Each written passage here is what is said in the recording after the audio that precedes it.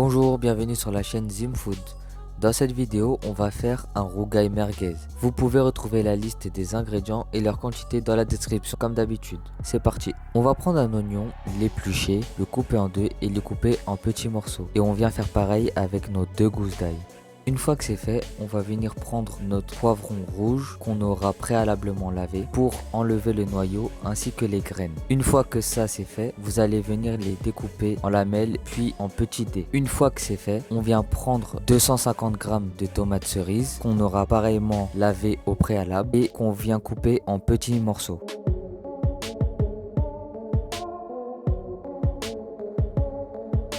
On vient ensuite passer à la cuisson.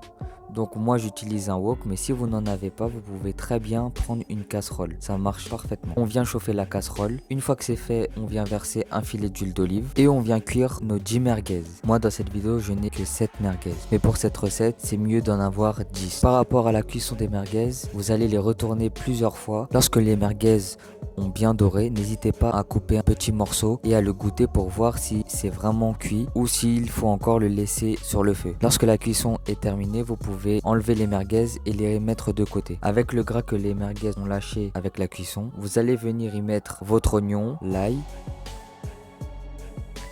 votre poivron rouge et vos 250 g de tomates cerises. Vous allez ensuite venir saupoudrer d'une demi-cuillère à café de curcuma, une grosse cuillère à café de paprika et de la sauce pimentée, mais ça reste facultatif. Sans oublier le sel et le poivre.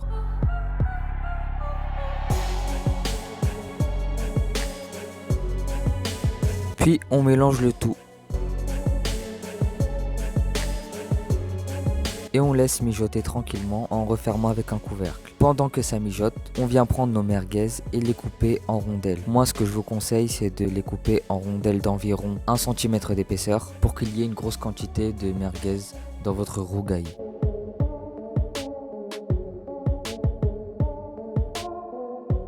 Après avoir laissé mijoter notre préparation, on revient et on mélange un petit peu et on vérifie l'aspect des tomates cerises. Si elles sont encore un peu dures, vous devez le laisser mijoter un petit peu. Par contre, si elles commencent à ramollir, c'est parfait, il faudra les écraser le plus possible avec un presse-purée manuel. Si vous n'en avez pas, dans ces cas-là, vous pouvez le faire avec une fourchette ou une grosse cuillère comme moi. Essayez de les écraser le plus possible. Une fois que c'est fait, mélangez le tout. Une fois que vous avez bien mélangé, laissez mijoter quelques minutes et une fois que c'est fait, vous pouvez venir ajouter un bouillon de poulet ou un cube d'or et mélanger à nouveau. Une fois que vous avez bien mélangé, là vous pouvez rajouter 720 g de purée de tomate et vous mélangez à nouveau.